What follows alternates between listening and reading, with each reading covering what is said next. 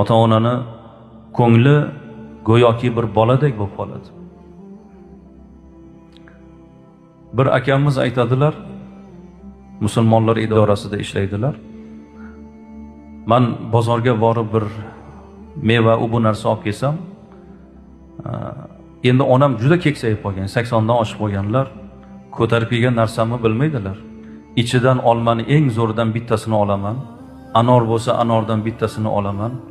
Shuna qilib alohida ajra onajon, men sizga alohida olib keldim deb turib, bolam, menga bitta olib keldingmi? Ha, onajon, sizga olib keldim dedi. Bittadan oshig'i ertaga urinib qoladi. Ertaga yana bitta olib kelaman. O'zi 2 kilo olib kelganman. Sizga olib keldim onajon. Bir boshni yaxshisini olaman deb oldilariga olib kelib, axir menga bor bozordan bitta olib keldingmi? Ha, bordim.